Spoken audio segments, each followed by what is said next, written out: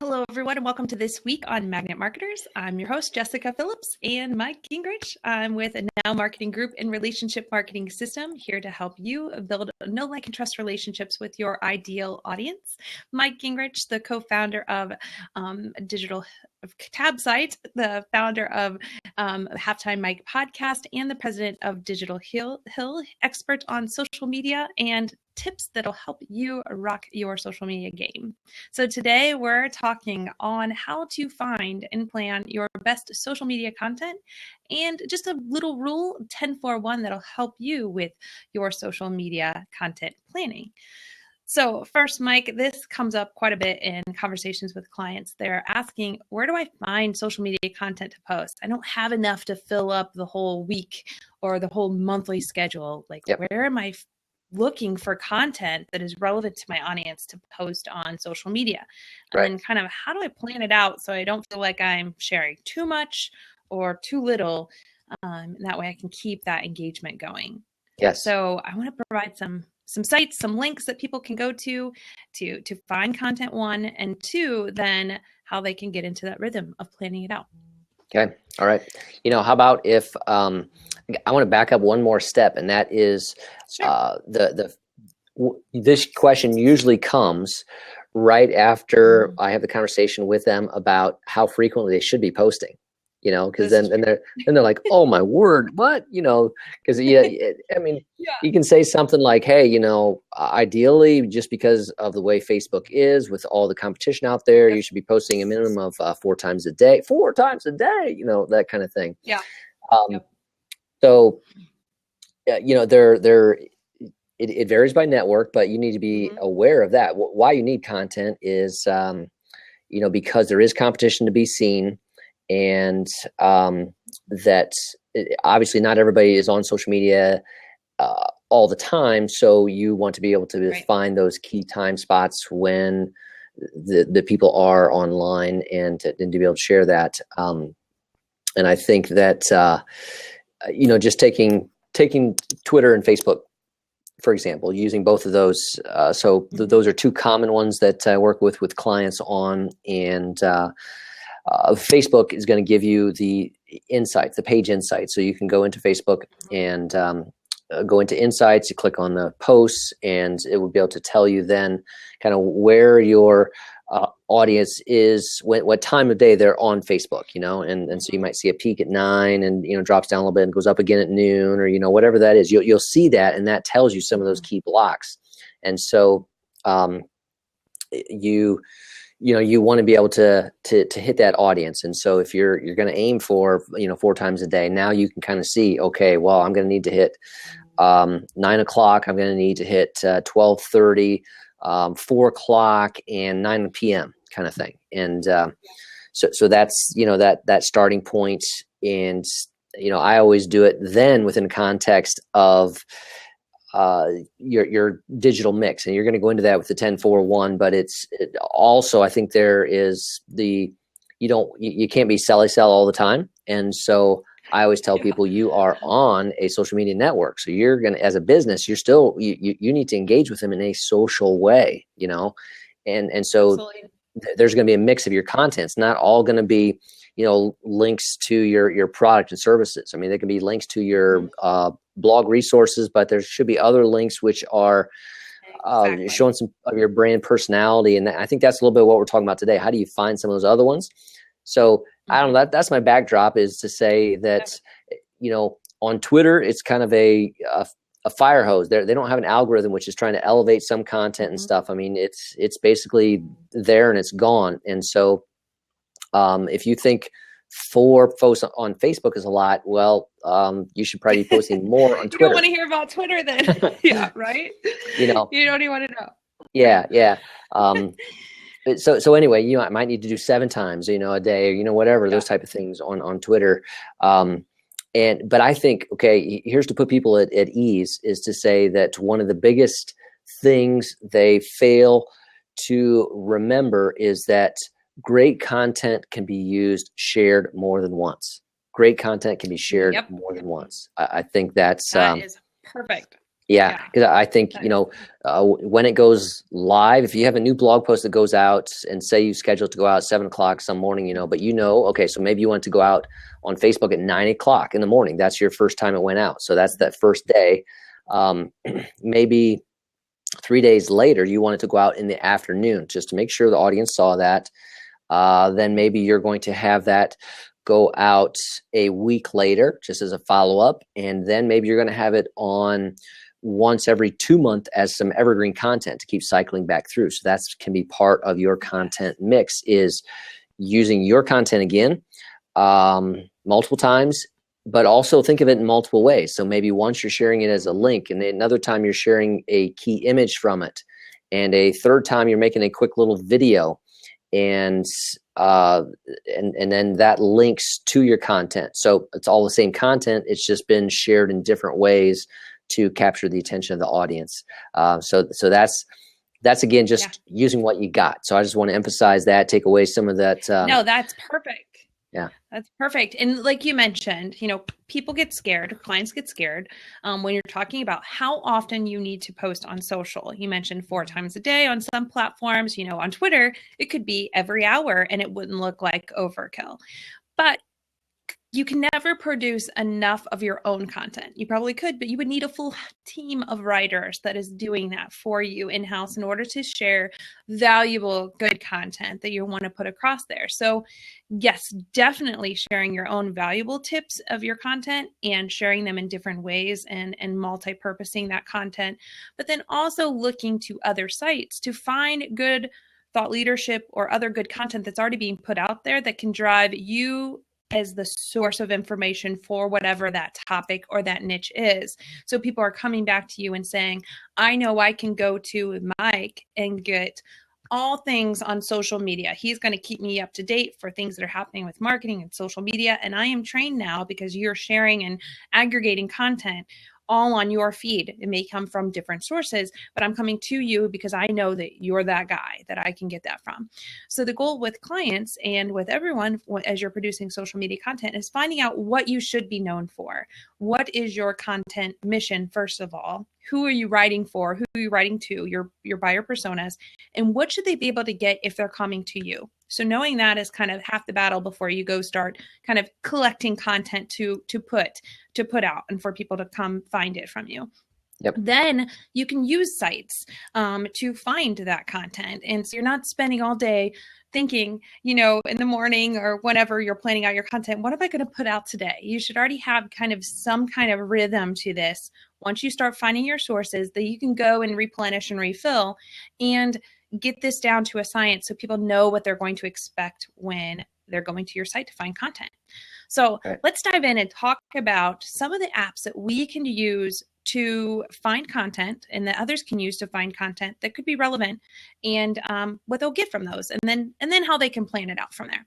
So what's one site that you use to go and find content, Mike? Yep. Well, I think that Feedly is one of those. I think that it's again just building off the concept of feeds. So you're able to have multiple blogs, and you can do some searches and that type of thing. But Feedly is a great source of discovery of blog content for me. So that's a go-to there. And I think you want to say more about that. You use that one as well, I believe. Yeah, I do. Feedly is a great source to search keywords, search topics, search other people that are putting out content that you want to kind of feed in. Hence the name Feedly, to make sure that it's all kind of in one spot, that you can say, hey, I know these 10 people. They are a good source of information. I know that their blogs that they're putting out, I'm going to use as a tool to feed into this content, and then I will share out to my audience. That is definitely a great app. Similar to that, but it's more topic based.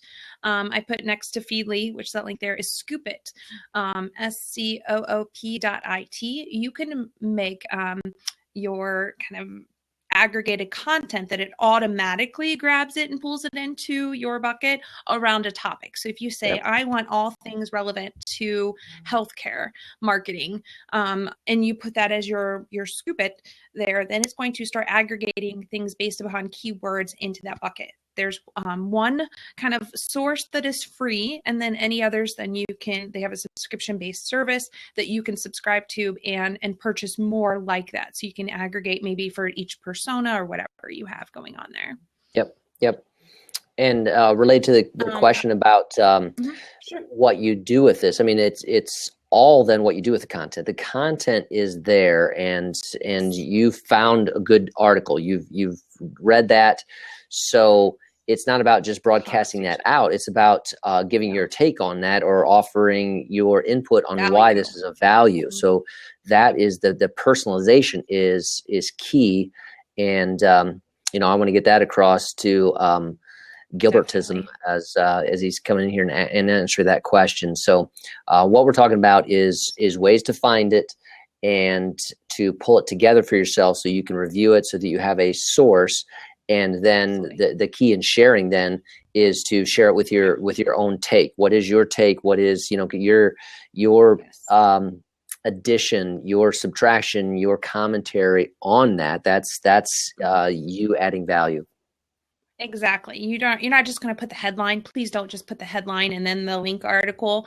You make sure that whatever you're sharing is going to be of value to whomever, like we said, is going to you as the source. It's all about providing value and offering up help to your audience and serving them best. But the goal is to help solve their pain points as effective as possible, and for you to be known as the thought leader or the problem solver for whatever niche that is. So when you're sharing the content, even if you are curating it from another source, you still, like Mike had said, put your take on it, your commentary on it.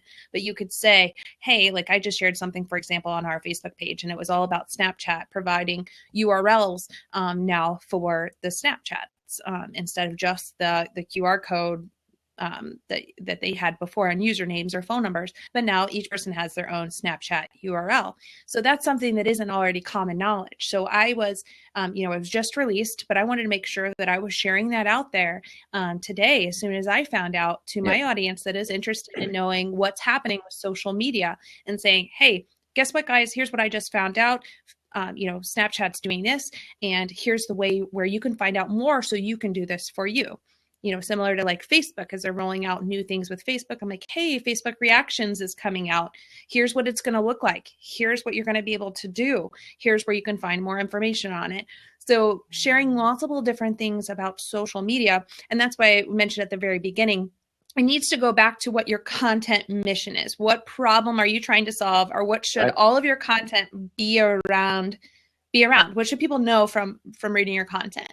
And then going out and sourcing that's all going to help you reach your content mission. So Feedly and Scoop It. Right. And I didn't, let's see, I need to put that Feedly link in there while I'm grabbing that. Do you want to go open with your next one? Sure. Yeah. Another one that I use, and it sounds kind of simple, but I use hashtags on Twitter. So I'll see what other thought leaders are already out there on a subject matter, and see what kind of things that they're sharing. I'll use Twitter for hashtags, or I'll also see other people in the space that are maybe sharing content. What kinds of things are they sharing? What kind of reactions are they getting? But I'll look at Twitter, the hashtags on Twitter to find content. And also I do the same thing on Pinterest. I will look for the pins on Pinterest and see what's there. And that provides a multitude of visual resources then that you can link back to and find blogs and things around subject matter there on Pinterest too. Things that are already being produced that are already having a great response out there. You can see it. It's going to feed it right there to you, and you can take in your pick of what sounds most like what you would like to share to your audience. Like you said again, Mike, put your take on it and share it out. It'll also help you build that network of other thought leaders that are kind of leading the charge on something, on a topic. Yep. Okay. You ready for me to go on? Come on. I will add Post Planner to the mix. Yes, Post Planner I was wondering. is one of the tools I use regularly. And so basically, within the interface, I can see it's great for me. So with Post Planner, you can schedule sharing to Facebook and Twitter, and yeah, you put it in there. It's great. What I like about it is you can, again, just like you said, I can search by keyword topic. I can search by a Facebook page, and it also pulls in from Instagram. And so what I like about it is that, based on that topic, it tries to surface. It's actually reading what was the shared content. So on Facebook, it's giving me examples of topics, posts, images that that basically performed well for others on Facebook. This was a highly engaging type of content, and so so number one, it's giving me content by keyword, by Facebook page, and then number two, it's trying to help rank that and say, this has been shown to be proven to have high engagement on Facebook. And again, then I can schedule that. I can add my own twist to that, my own commentary to that piece, and get that into the queue. So I like to look at a digital marketing funnel from a top of the funnel. You're going to need to have some attraction content and some engagement content, and so these are ones where you're trying to be social, and so Post Planner really comes in there because I can see what has worked for others, and so that might be a little bit more image, video driven, because that's socially engaging content that way. Again, it's not irrelevant to my my audience. It's tied in somewhere, but it may have a unique angle. I'm not talking about a product, but maybe I'm sharing something that inspires human interest, and so those are the pieces that I'm looking for in what I call my top of the funnel, and then that attraction and engagement content gets people connected with your page, and then you might have some more sharing that is something that goes to your blog, to your resource center on your site, which is you're more informative about who you are, what you do, those types of pieces. But Post Planner is a key tool in that mix. I love Post Planner, and honestly, of all the sources that we're saying today, that's probably my favorite. It's definitely worth the investment because of what you just said. Not only does it aggregate the content for you, which you can find what's working on social, but it links in with your Canva. Canva is great for creating your own visual content, but you can also see what other people are creating. It connects with your Instagram account, so you can connect to others and your own Instagram account. And Kelly, if you're just joining, it's Post Planner that we're talking about. love.postplanner.com. You can find the link there, and very cost affordable, or cost effective, I should say. But not only that, you can add hashtags in there. So it's already sourcing the hashtags. It's kind of like that one-stop shop for aggregating content. And then you can also, if you have an RSS on your own website, you can plug that into Post Planner as well.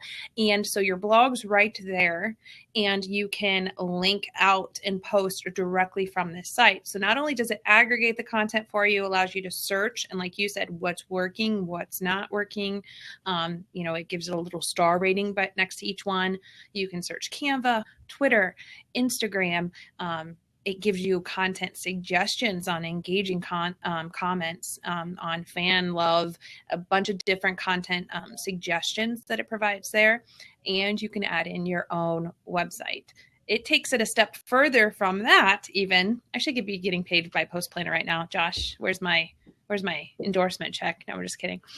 But it does allow you as well to make your plan for your post. So you can say, I know since I need to post 4 times a day, I want to create my plan and say I want to post at 9 a.m. I want to post at 3 p.m. I want to post at 9 p.m. and 11 or something, whatever that is. And I want to do this on Monday, Wednesday, Friday, but on Tuesday, Thursday, Saturday, I want to do this. You can create your plan there, and then you just literally find the content that you love, put your take on it, schedule, and it'll follow your plan for you, and then you can reschedule it later. So Post Planner is definitely a huge push. So what's the difference than Hootsuite is a question that was just asked here. Yep. It's a lot different than Hootsuite because Hootsuite, for me, it's more monitoring. That's where I found its real big strength. And the post planner, I find it's easier for me to aggregate and kind of source through content a little bit more. But then again, I'm not a huge Hootsuite user. I was before. Love their platform, but I just needed something a little bit different. So to me, it's a lot different. Mike, maybe you could add more onto it since you use Hootsuite. Well, I would say that the key differentiator is the content discovery. So Post Planner really wants to help to help you find content that is proven to have worked on social media already, and so that it's content that has generated social engagement, and that's the key, the engine that is pulling those pieces together. I mean, they overlap on the ability to schedule and to set up queues to put content in, so that there's a piece there. But the big key for me, that why I use, and I technically I do use both of them, because I use Hootsuite for monitoring, but for my discovery engine for finding content, I definitely use Post Planner. And then the other reason I use Post Planner as well is that it's my evergreen content tool out there. So like I said at the beginning here, if I've got a good piece of content, a blog post that went out, and it went out immediately, it went out a couple days later, it went out the next week, but I want that to get on a system where I know once every 2 months that I'm going to have that piece being able to be shared again, just to find that audience in case it was valuable to them, that's top of mind for them, and it allows me to set that up pretty seamlessly. And like you mentioned before, not everybody's on at the same time. So you need to reshare the post. And sometimes you can put just a different heading in there, but you need to reshare and make sure that people are seeing your content and putting it out there. Twitter's prime example, 18 minutes an average tweet lives. That's not a lot of time to capture the people that are just right there. And typically most people are living on their news streams of whatever social platform that is. So if it's not on the news stream when they're there and they're checking it for the duration of the time that they're there, then they've missed it. So it's good to reshare that content without overkill. I'm ready for my next one. Okay, go ahead. I'll let you take it. Okay. I was going to say that, and this is one that you don't think of often because we think of it in a different light, but I want to recommend Pinterest to you as a place to find and get social media content. I think that because you think about the premise. I mean, people are on Pinterest to find things, okay? And so they have a great search capability within Pinterest. There, you can search by topic, and then that's going to bring up boards, and you drill into a board and you see some pins. And but ultimately, if people are using Pinterest right, those pins link to content. They're a piece of that content, and so when you click through, you're going to someone's blog, you're going to their website, and there's the beautiful content right there. And so you can, by searching on Pinterest, you can discover great sites that that you want to follow and follow up from them. But it's the engine of Pinterest to help you discover that. Exactly. Especially on those collaborative boards, you can find a lot of stuff right there. And we use it. You can build it. Here's a trick too. If you're on Pinterest yourself, set up a collaborative board, invite people to it, because then they're bringing the content to you. That's what we did for social media. Instead of you having to go search for it, they'll collaborate and bring the content to you and already feeding your source of information. So it's always a good, you can set up groups this way too, and they're feeding them the content to you. So it works both ways for promotion and getting that content. Right. For LinkedIn, okay, this is one that I use too, and it's usually, thought of for LinkedIn, but I use SlideShare and Pulse for LinkedIn to find good content. Not only though can you use that on LinkedIn, but you can also share those articles on other social media sites. But it's a great source of finding thought leadership on a specific topic. You can go to Pulse there on LinkedIn, and you can literally browse. Like if I'm interested in business or customer service or whatever that is, and it's going to feed all the content to you. And similar to like what we were saying with Post Planner, it's going to tell you what content is the most relevant and best received. So you can find that there.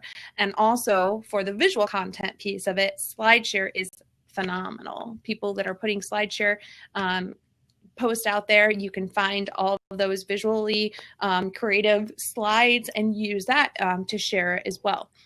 So SlideShare and Pulse, definitely recommend it for LinkedIn sharing, but then also taking what you found on Pulse and you can share it other places.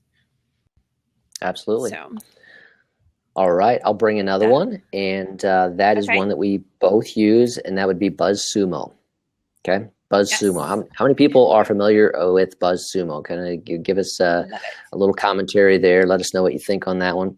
Because BuzzSumo, and I put it in the link here, BuzzSumo.com, is key because you can analyze what content is performing best for others. And so you can put in a keyword, or you can just search a site, but you can put in a keyword and then you can see what you'll get content that has been the most shared content based on that keyword or that phrase, what is trending now based on that keyword, that phrase, and you can do some content analysis on those types of pieces. But it's a great content discovery thing. I mean, it's also good for competitive research, BuzzSumo, because you can put in any website and see what is ranked best for that site in their top pages. But what we're talking about here is how to find, and this is a great source to find some great content. Looks like we got a Talk Yakima down there is already a user. Yeah, and BuzzSumo is great. I like that one more than this, but I'm getting ready to mention, no pun intended, but mention.com is also good for finding and sourcing content very similar way. You can follow topics or a word, a key phrase around a certain mention. So if it's mentioned online, it's going to aggregate it and bring it into kind of a what's happening funnel that'll send you like a daily email, and you can see it right there. Now they only give you, I think we just talked about this earlier, but it was like 500 free mentions. That may have changed. I'm not sure if it's exactly 500, but then they have other, paid software for their software services that you can find more mentions. Yep. So that one's great. Now, those are great tools, but we've almost already been going, believe it or not, 30 minutes here, and you haven't went over to the 10-4-1 yet. So I would like you to make sure you get to the 10-4-1 strategy. Yeah. Before I jump into that, I want to give one more tip for finding good content. Find other sites that are already out there that's maybe like a community site or a community newsletter that is, already sourcing in content, and find the one that you like and use that. Subscribe to it. It's going to feed in content to you. We use do this paper.li, and we put out a newsletter each week every Tuesday, and it has welcome first day on Blab Dawson. Sorry. And we use Paperly that will source in content. You can pick and choose who you want to show up in your newsletter that's sent out, but then you can also use that once it's aggregated to use that as some of your social media posts then for the week. So definitely those are another good tip to have some content fed into you. Paperly is now great. Do you have a consistent URL for your newspaper or for in paper?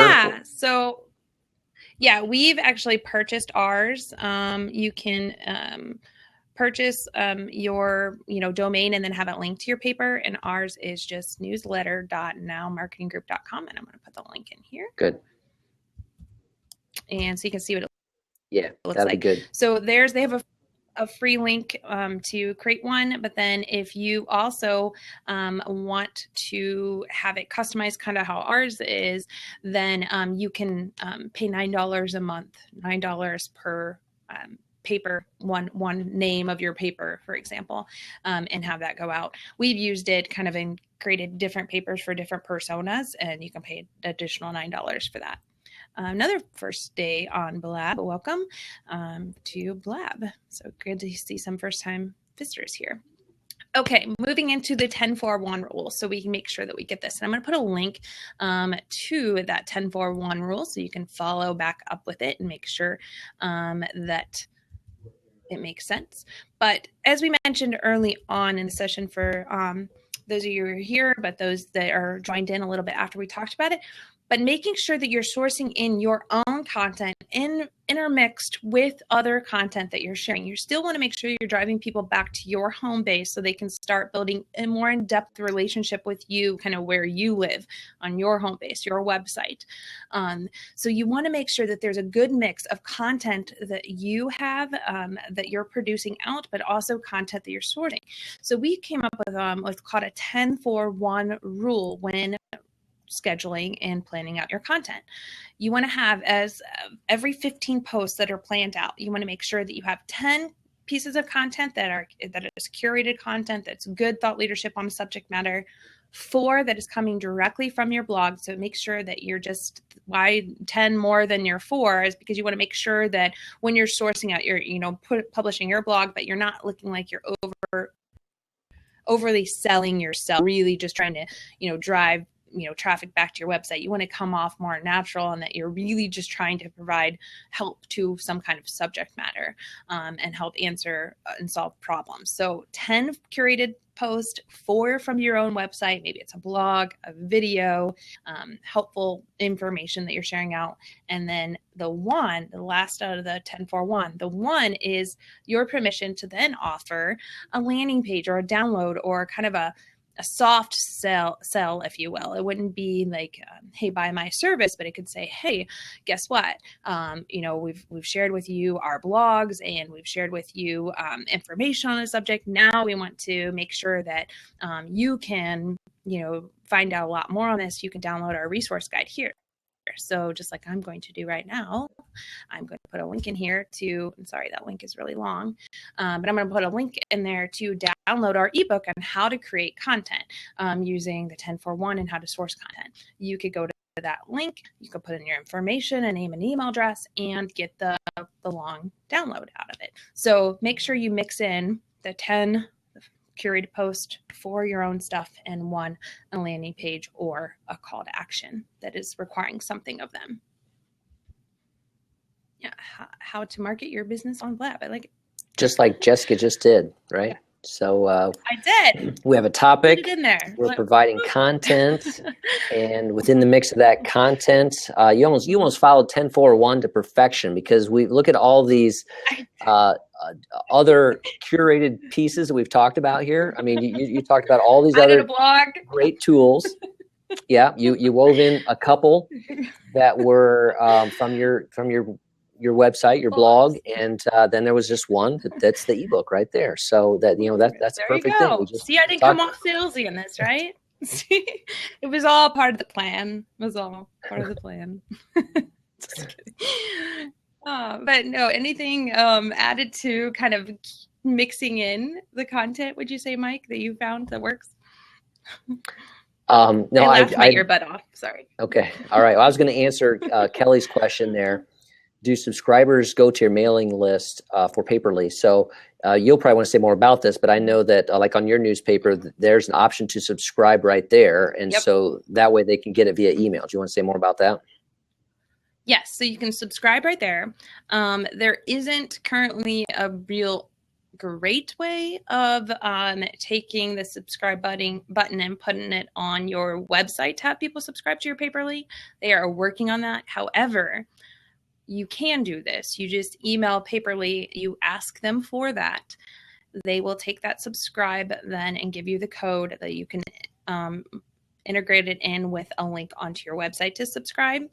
What we've found that a lot of our clients do is they put out their paper for the people that subscribe to it on Paperless. Paperless does give you the HTML then that you can take and send that HTML out into your traditional newsletter list. So if you have another app, we've sent out the Paperless then and a newsletter list via that platform.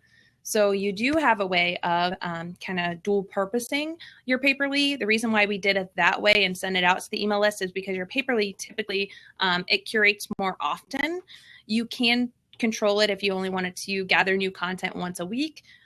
We wanted ours to gather once a week and push it out on social media once a week, because it can automatically tweet and tell your Facebook followers that, thank you, that you have a new Paperly out, but we didn't want it to overwhelm the audience on their traditional newsletter with once a week with all the other stuff that they're putting out. So we grab the HTML from our favorite paper, send that out traditionally to the regular newsletter there, and do that once a month. But then the other ones we send out once a week on Paperly. So you have a lot of options there. They do have a great source of training videos on Paperly to get you set up. If you are interested in that, you can go to their website. You may recognize the voice. I think just kind of coming back to your 10-4-1, but that was a great answer there for Kelly on that piece. But coming back to your 10-4-1, I think that businesses newer to social media sometimes struggle initially with that concept of, what do you mean share other content? You know, not sharing my stuff, and so the curated content. But I mean, that's that's all about the providing value, providing a resource. And I mean, it is social media. So it is not a hard sell, direct sell type network. You cannot get away with that on a Facebook page. You know, that's just not going to be something that is desirable. You're going to lose followers that way. So the best avenue that way is to provide value, to be a resource, and to demonstrate, a broader angle on what you have to offer, and that 10-4-1 is helping you do that, and providing, just saying you can be a value adding person in this regard. So I talk about Facebook, marketing, things like that, but I'm not sharing all my content. I'm sharing things that others have created. I go to other resources, and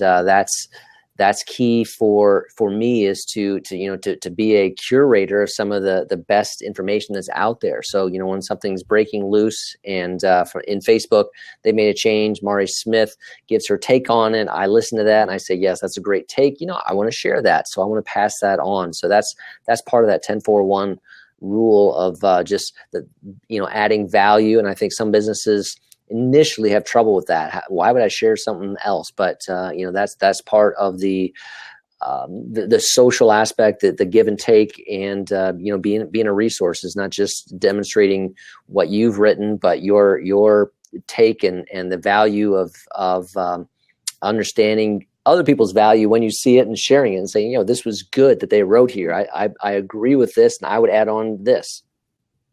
And it shows that you're in the know. You already know what other people are saying, and you're filtering out the noise from the value. It shows that you're staying in touch and in tune with what is working, and you're sharing it along, to your followers. And it shows that you're really taking the investment and time into that.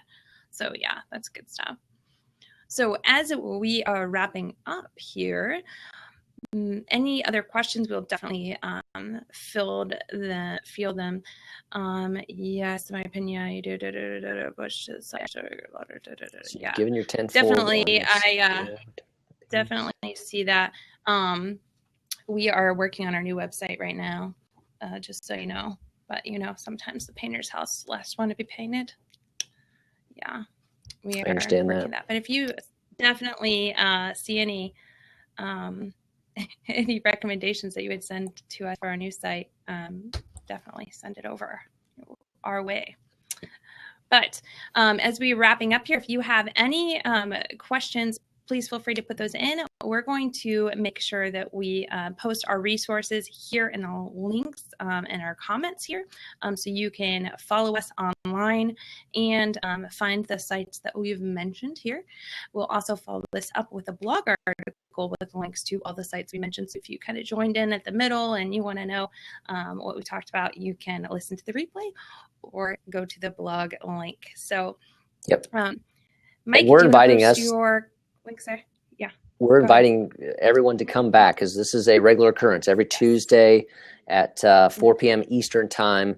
We're always hosting this Magnet Marketers Lab session, and it's all about these kind of topics. We're trying to, again, we're curating right here. We're trying to pull a topic and be able to talk about it, share some of the best of what we know, and give you some information. We want this to be a community where you can learn, where you can give input, where you can ask questions, and where we can all learn together about that wonderful topic of marketing, and particularly online and social media marketing. Absolutely. And I'm going to post the link to the next blab, Magnet Marketers Blab here, which will be here next week, 4 p.m., same time, Eastern Standard Time, I would say 4 p.m. Eastern Standard Time. Not everybody's in the same time zone.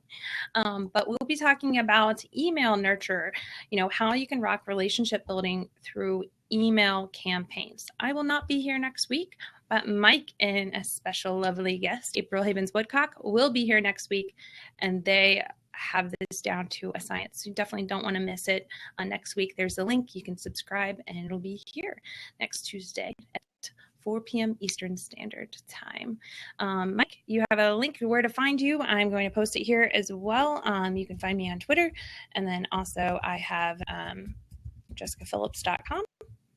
and the Now Marketing Group website that I listed below. So we're both really easy to find online. If you have any questions after this and want to ask us, we're definitely open for questions and answers. So thank you guys all so much for taking out of your day to join us on Magnet Marketers, where you can learn to become a magnet with your marketing versus being a bullhorn. Hope to see you guys all again. Thanks, Mike. See ya. Take care. See ya.